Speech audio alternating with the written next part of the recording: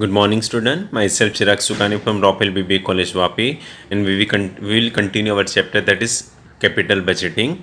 Now, in last session, we discussed about the internal rate of return. Now, what is internal rate of return? It is a rate which equate present value of the cash inflow and the initial investment. Okay, and how it is found out? It is found out with the help of trial and error method. Clear? Now, today in this session, we will discuss the third technique, that is profitability index. Third technique, profitability index method. Clear? Now, first of all, what is profitability index? Now, profitability index is another method of evaluating the investment proposal. Now, it is also known as what? Benefit cost ratio method. It is also it is another method of evaluating the investment proposal, just like NPV and IRR method. So net present value method में हम लोग proposal को apprise करते हैं, IRR में भी, और ये प्रॉफिटेबिलिटी इंडेक्स थर्ड मेथड है of evaluating the investment proposal. This PI method, it is also known as what? Benefit cost ratio method. Okay, why? Now, in net present value method or net present value method, it is based on the difference between present value of the cash inflow and the present value of the cash outflow. हम लोग ने पढ़ा कि net present value का formula क्या था कि NPV is what? Present value of inflow minus initial investment था. It means what? It is a difference between present value of the cash inflow and the cash outflow. Whereas profitability index method is a ratio of present value of the future cash inflow and present value of the future cash outflow associated with the projects.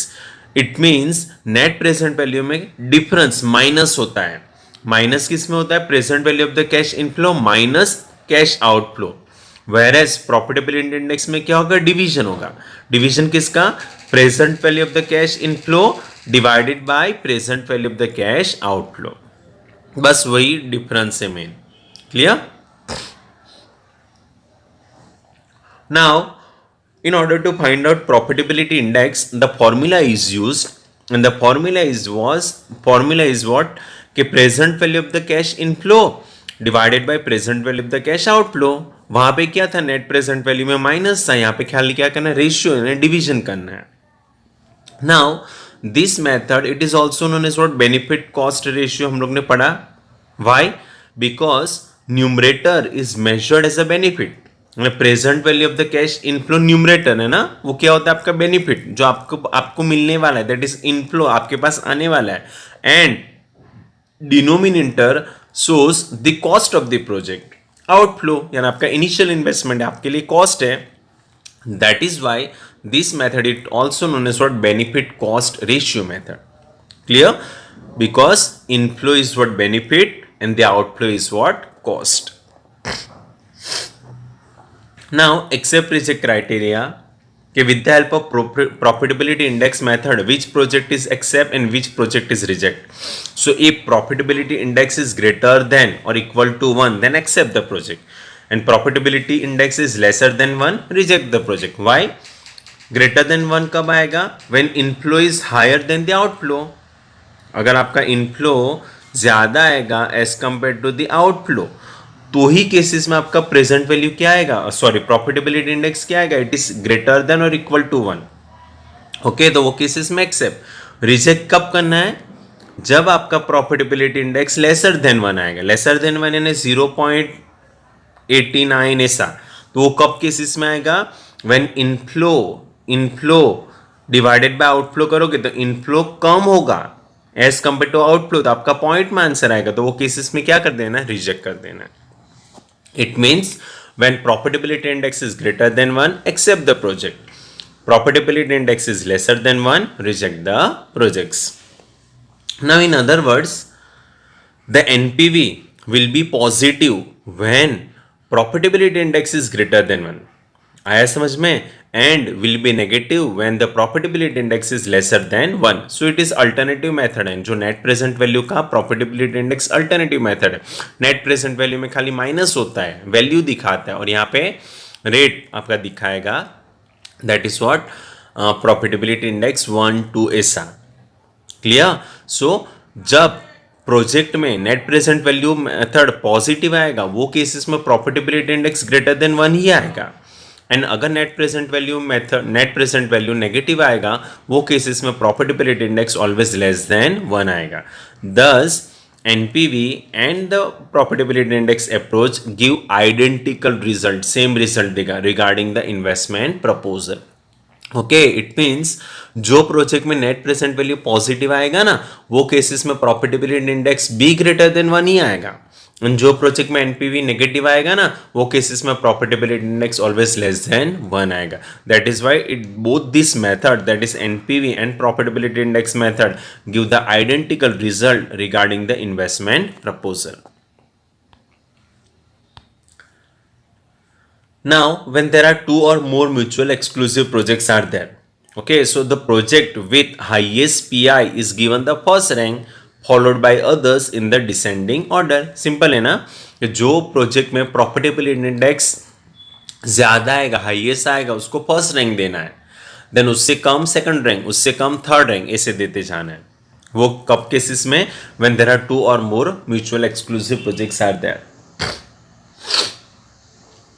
Next, merits or the advantage of profitability index. Again, it is more or less same as of what NPV and IRR method.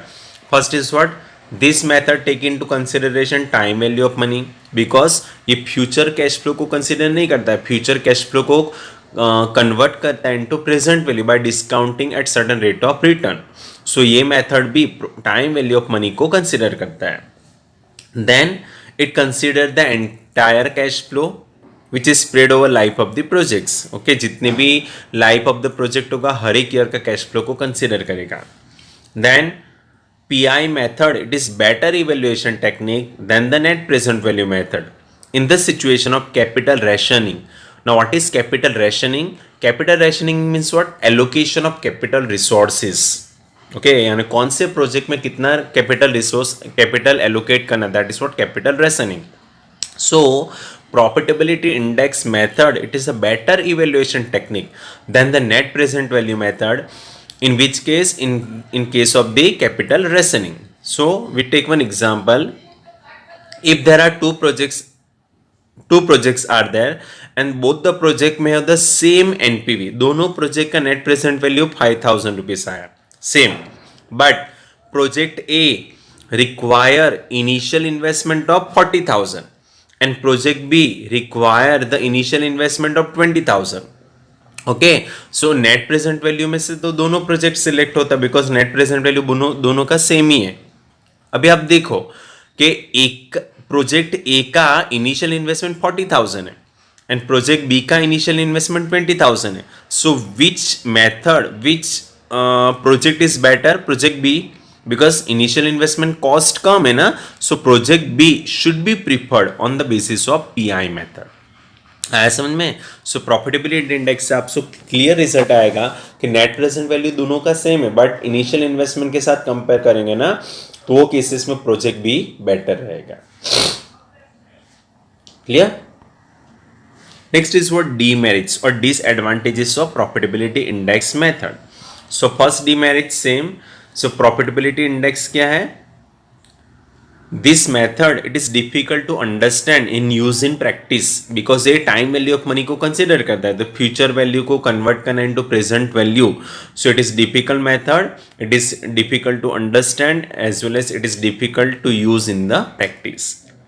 Second demerits, it require estimation of the cash inflow and the cash outflow which is difficult as again every year का cash inflow को estimate करना, initial investment कितना होगा उसको estimate करना, it is very much difficult task. Third, it require computation of the cost of capital to be use as a discount rate, again which is difficult task because future cash flow को convert करना into present value at certain rate of return at certain discount rate. So कौन सा rate लेना है, कौन सा discount rate select करना है, it is very much difficult task. Okay, and जो भी रैंकिंग ऑफ द प्रोजेक्ट है depending upon the discount rate. So discount rate के ऊपर आप प्रोजेक्ट को रैंकिंग दे रहे हो. सो माइट पॉसिबल उसका एक्यूरेट रिजल्ट नहीं भी आ सकता है. Okay, so this are the demerits और the disadvantage of profitability index. So यहाँ पे हम लोग का क्वेश्चन कंप्लीट हुआ technique of capital budgeting. Clear. So हम लोग ने फर्स्ट नॉन डिस्काउंटिंग टेक्निक पढ़ा एंड देन डिस्काउंटिंग टेक्निक पढ़ा. नॉन डिस्काउंटिंग टेक्निक में कौन सा आया? Payback period method and the average rate of return method. And discounting technique में कौन सा आया? Net present value method, internal rate of return method and the profitability index method. So हम लोग ने meaning, formula, merits, demerits, accept reject criteria सब explain कर लिया. Now next session we will start the calculation part. Clear?